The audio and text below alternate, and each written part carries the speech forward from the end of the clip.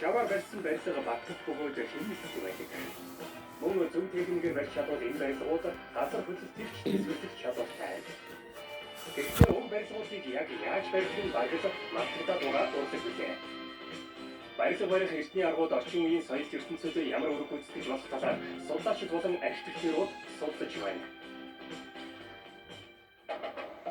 Эртний нууцыг тайлах энэ бүх хүчин чармаалтыг DW-ийн шинжлэх ухааны нэвтрүүлгээс хүлээн авч үзээрэй. Маргаашийн өнөөдөр нэвтрүүлэгт тавтай байл. Шавар, сүрэл, бас мод.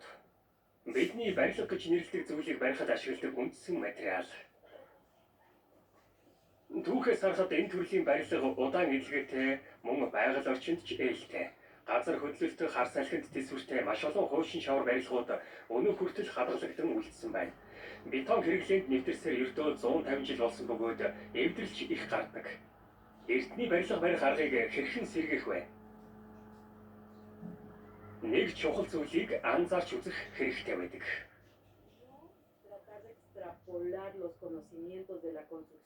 Дан ганц материалыг оруулснаар чи энэ мэдлэгийг авч чадахгүй. Энийг маш сайн ойлгох хэрэгтэй юм. Уугуул иргэдийн уламжлалт барилга барих арга нь юу вэ? Бас давуу тал нь юу вэ?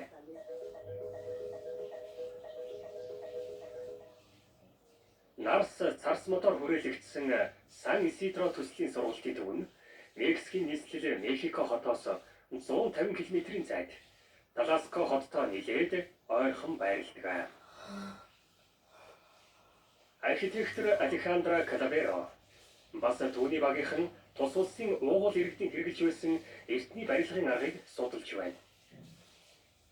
Энэхүү уугуул архитектур буюу биоархитектур нь тогтвортой бөгөөд эндхийн байгаль орчинтой нягт холбоотой.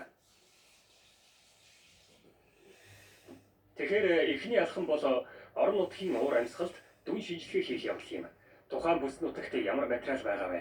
Алийг тогтвортой аргаар олж авч болох вэ?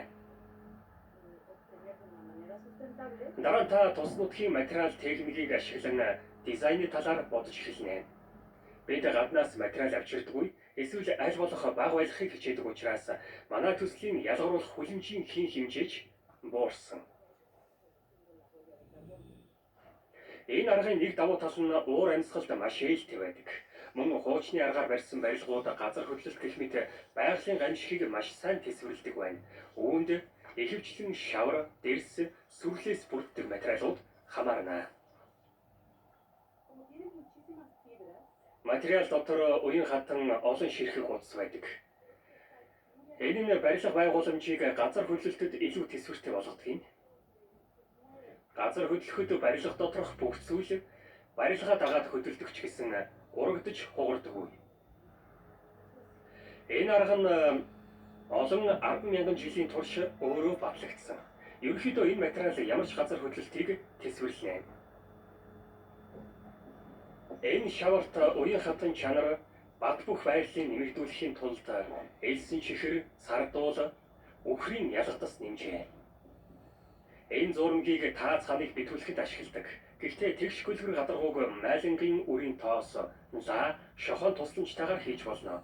Байгалийн гаралтай барилгын материал өрөө хөргөж агаар сэлгэлтийг сайжруулдаг. Итгэхгүй халаалт хөргөлтийн системийг ч мөн энд суйрлуулж болно. Уур амьсгалын өөрчлөлтийн нэрийн үед температурын огцом хэлбэлцлийг давах нэгэн шийдэл юм. Хэрвээ би тааз дунд давхаргыг сүрэл шавар модоор хийгээгүй бол цемент гам бэхэлгээний элементийг хайрга, элсний хамт ашиглах хэрэгтэй байлаа. Энэ бүх материалуудаа экологийн маш том уул мөртөө холбодог. Бас үнэхээр их ажилд асуудаг. Тэгэхээр би энэ бүсээс олдсон түүхийг оронд нь ашигласан ч ямар ч ялгаагүй шалыг хийж чадлаа шүү дээ. Тус нутгийн нүүрс төрөгч ялгаруулахгүй сэргийгдэх түүхийн эдийг ашиглах нь барилгын экологийн уул мөрийг бууруулдаг. Тэдний гол зорилго нь байгаль дэлхийгээ сүрдэхээсээ илүү зохицсон амьдрах юм. Бид уугуул иргэдээс болон овог аймагуудаас уламжлагдсан ирсэн эртний мэдлэгийг хадгалахыг хүсэж байна. Энэ мэдлэгийг алдагдуулахгүй нэг үеэс нөгөөдөө дамжуулах хэрэгтэй байдаг. Энэ нь өвөг дээдсээ хүндэтгэж байгаа нэг хэлбэр юм а. Тийм ч учраас Сан Исидро төслийн багийнхан эртний барилга барих арга барилын талаар хичээл зааж, тэдгээрийн гарал үүсэл давуу талуудын талаар мэдээлэл өгдөг. Өнөөдөр Хидалго дахь автономи их сургуулийн оюутнууд судлаачдаас суралцахаар хүрэлцэн иржээ.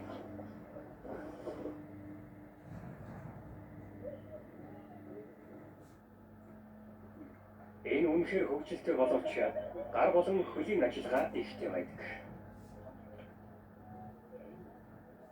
Уг дадалгаар оюутнууд байгалийн түүхий эдийг хэрхэн ашиглах талаар практикт суралцдаг.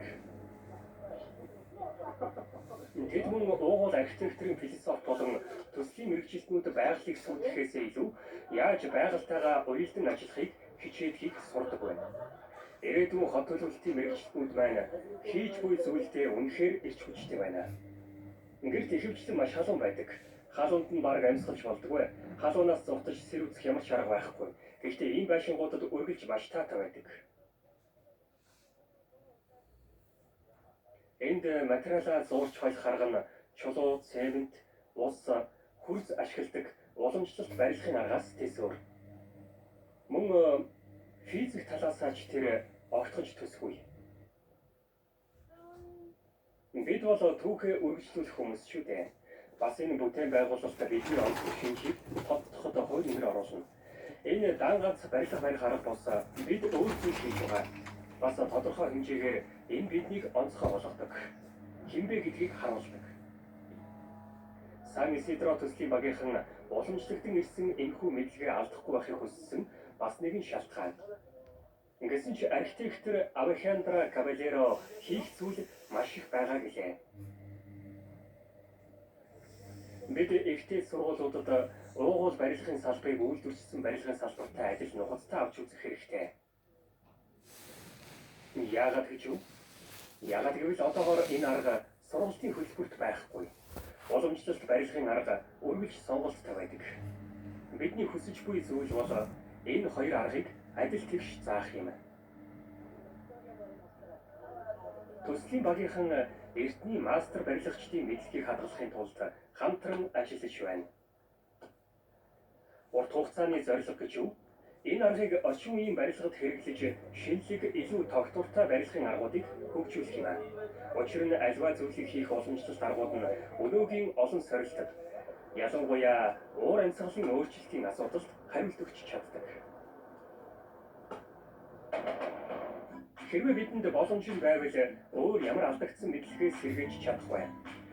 Эртний Месопотамийн эзэнт гүрний үед хэрэгжилж байсан дөрвөлжин бичгийг 19-р зууны дундуур анх тайлж байжээ.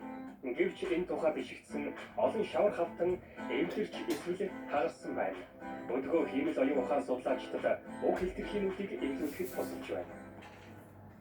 Дөрвөлжин бичгийг анх 5000 жилийн өмнө хэрэгжилж байжээ. Энэ бол бичгийн хамгийн эртний хэлбэрүүдийн нэг юм.